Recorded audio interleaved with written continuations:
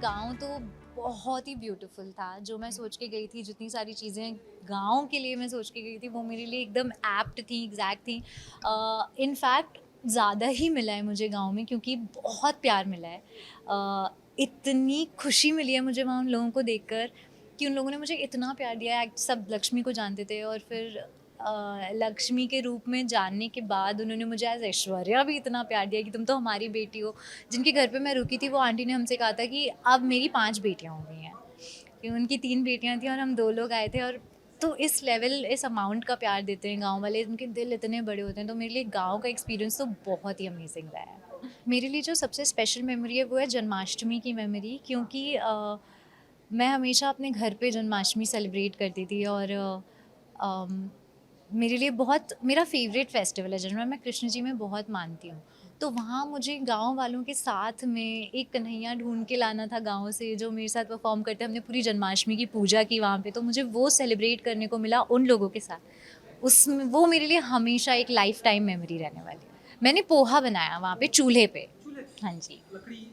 लकड़ी लगा के, जला के, फूँक मार के सब कुछ किया और फिर चूल्हे पे पोहा बनाया।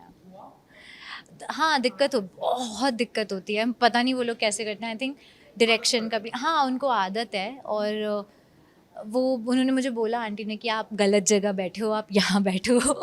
तो फिर तो हेल्प कर के उन्होंने सिखाया कैसे क्या करते हैं, बट बहुत डिफ़िकल्ट होता है गैस। अब सब कुछ बहुत ईज़ी हो गया है, वहाँ सब लोग बहुत ओवर मेहनत करते हैं। हाँ, एक टाइम के बाद वहाँ रहते-रहते गोबर मिट्टी जैसा लगने लग गया था हमें, क्योंकि हमारा रोज़ का काम हो गया था।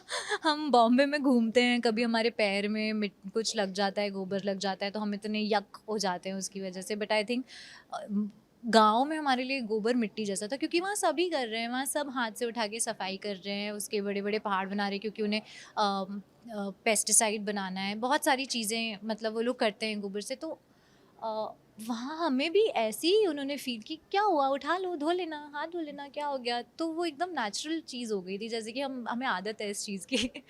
अब आई थिंक बॉम्बे आके वापस नहीं हो सकता वो कभी, लेकिन गाँव में तो वो हमारे ऐसा कि हाँ, हमें तो बचपन से आता है गोबर उठाना। पूरा ही डिफरेंट है, पूरी ही लाइफ डिफरेंट है, आपकी पूरी लाइफ़स्टाइल चेंज हो जाती है। आप आई थिंक यहाँ पर आपको हर चीज़ ऑन अ प्लैटर मिल रही है। आप नो डाउट कि मेहनत में कोई कमी नहीं है यहाँ पर भी। जो भी छोरियाँ आई थिंक गई हैं, सब बहुत मेहनत करके अपने करियर में वहाँ तक पहुँची हैं जहाँ आज वो लोग हैं। लेकिन गाँव की मेहनत और शहर की मेहनत में बहुत डिफरेंस हो, क्योंकि एक टाइम के बाद जब आप उस पोज़ीशन पे पहुँच जाते हो, आपको बहुत सारी चीज़ें ऑन अ प्लैटर मिलने लग जाती हैं।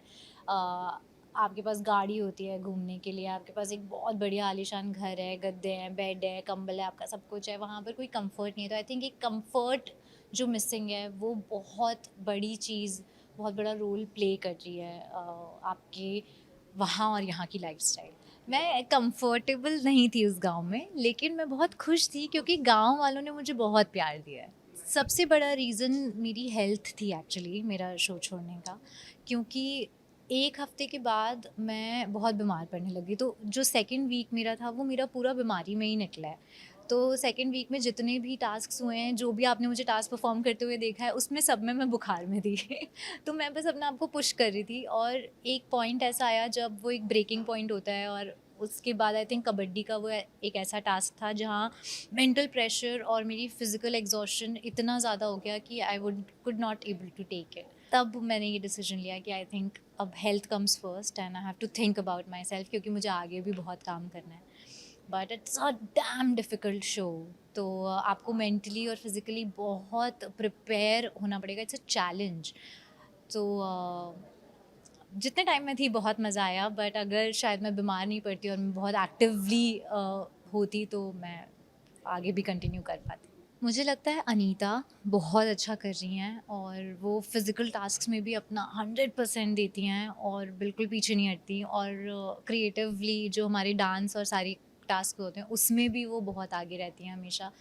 She is a very creative person, ये मैंने देखा है। कुछ भी ऐसे यूनिक आइडियाज़ होते हैं, जैसे कि हमारा एक इंडिपेंडेंस डे का फैंसी ड्रेस कॉम्पिटिशन में एक पार्ट था, जिसमें हमें बच्चों को रेडी करना था, उन्हें कैरेक्टर में तैयार करना था।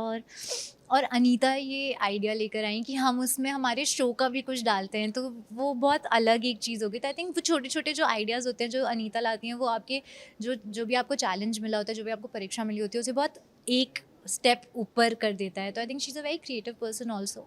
मुझे लगता है वो दोनों क्वालिटी उनके अंदर है which can make her the winner of the show. मैं सभी मेरे चाहने वालों से कहना चाहती हूँ कि थैंक यू मुझे इतना सपोर्ट देने के लिए, मुझसे इतना प्यार करने के लिए. मैंने वापस आके देखा है and the amount of support that I am getting is insane. तो मैं पूरी अपनी जो भी लोग मुझे पसंद कर रहे हैं, जितने भी लोग मुझे चाहते हैं, उन सबको बहुत बहुत धन्यवाद कहना चाहती हूँ और आगे भी मैं आपको एंटरटेन करती रहूँगी, ये कहना चाहती हूँ. Thank you.